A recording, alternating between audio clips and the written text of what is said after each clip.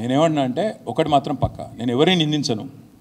నిందించాల్సి వస్తే మేమే సరిగ్గా చేయలేదు, వాళ్ళని వీళ్ళని ఎందుకు నిందించాలి? నేను మా పార్టీ నాయకత్వం నాతో సహా మేము సరిగ్గా తెలంగాణ యువత కన్విన్స్ చేయలేదు, మేము సరిగ్గా సమాచారం ఇవ్వలేదు.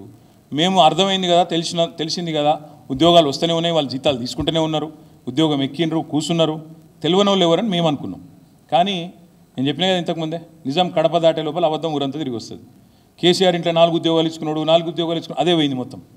అసలు 2 లక్షల ఉద్యోగాలు ఇచ్చిన మాట ఎక్కడో మరుగున పడిపోయింది. అది పాయింట్. నేను అనేది ఏంటంటే నెగిటివ్కి ఎప్పుడైనా కూడా సోషల్ మీడియాలో కానీ ముఖ్యంగా యాంటీ ఎస్టాబ్లిష్మెంటు వార్తల్లో కొద్దిగా ముందు పోరాటాల్లో కూడా ముందుండేది యువత.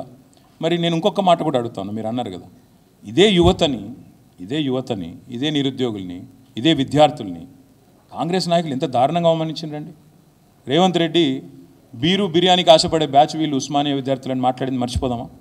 బీరు బిర్యానీకి అడ్డా మీద కూలీలాగా బీరు బిర్యానీకి ఆశపడతారు వీళ్ళు అని ఉస్మానియా విద్యార్థులని అడ్డా మీద కూలీలుగా అభివర్ణించినోడు రేవంత్ రెడ్డి. అదేవిధంగా బీరు బిర్యానీకి ఆశపడతారని చెప్పి అవమానం చేసినోడు రేవంత్ రెడ్డి.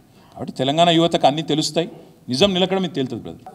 తెలుగులో సామెత ఉంది రాములన్న, ఏమంటారంటే ముఖం బాగాలేక అద్దం బల్ల కొట్టుకుంటాడు వెనకటికి వాడు. 10 ఏళ్ళు మేము నడిపినాం కదా, ఇదే విద్యుత్ సంస్థలను మేము నడిపినాం కదా, ఇలా ప్రజలకు తేడా తెలుస్తలేదు. నేను ఎక్కడ పోయినా అడుగుతున్నా, కేసీఆర్ ఉన్నప్పుడు కరెంట్ ఎట్లుండే ఇవాళ ఎట్లుందని అడుగుతున్నా. 5 నెలలని మార్పు అన్నారు కదా, 5 నెలలని తేలిపోయింది కదా. వీళ్ళ సమర్థత, వీళ్ళ నిర్వహణ సామర్థ్యం ఇంత బ్రహ్మాండంగా కెపాసిటీ నిర్మాణం చేసి వీళ్ళ చేతిలో పెడితే, మేము వచ్చినాడు ఎంతన్నా కెపాసిటీ ఎలక్ట్రిసిటీది 7,700 మెగావాట్లు. మేము దిగిపోయినాడు నిన్న యాదాద్రిలో కమిషన్ అయిన 2 ప్లాంట్లతో కలిపితే ఇంకో 1,600 మెగావాట్లు యాడ్ అయింది. కలిపితే 20,000 మెగావాట్లు చేసి ఈ సన్నాసులకు అప్పచెప్పినాం. గది కూడా నడుపుకునే చేత కాకపోతే మేమేం చేస్తాం? దానికి కరెంటు కోతలు హైదరాబాద్లో తిడుతున్నారు, ఊళ్ళలో తిడుతున్నారు, రైతులు ఏడుస్తున్నారు.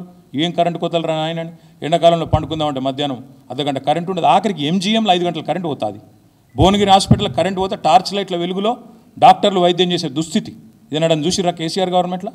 అప్పుడు మరి ఇప్పుడు ఏడదొచ్చినాయి ప్రశ్నించే గొంతులు, బట్టలు దించుకున్న మేధావులు ఎక్కడ పోయినారు? ఇప్పుడు ఏడవైంది. మరి కరెంటు ఇవాళ 20,000 మెగావాట్లకు సామర్థ్యం పెరిగినా ఎందుకు ఇవ్వలేకపోతున్నాడు రేవంత్ రెడ్డి ప్రభుత్వం? అని చేతకంతనం కాదా? 20,000 మెగావాట్ల కెపాసిటీ పెంచితే దాన్ని వాడుకునే తెలివిలేని సన్నాసులు మమ్మల్ని అంటే ఎట్లా? బకాయిలు ఇంకెన్ని రోజులు చెప్తారు ఆ కథలు? శ్వేతపత్రాల మీద గారడీలు. తర్వాత ఇంకొక మాట్లాడుతున్నా నేను, మొన్నటిదాకా తిట్టిండ్రు మేడిగడ్డ విషయంలో, మేము కాఫర్ డ్యామ్ కట్టవాయని.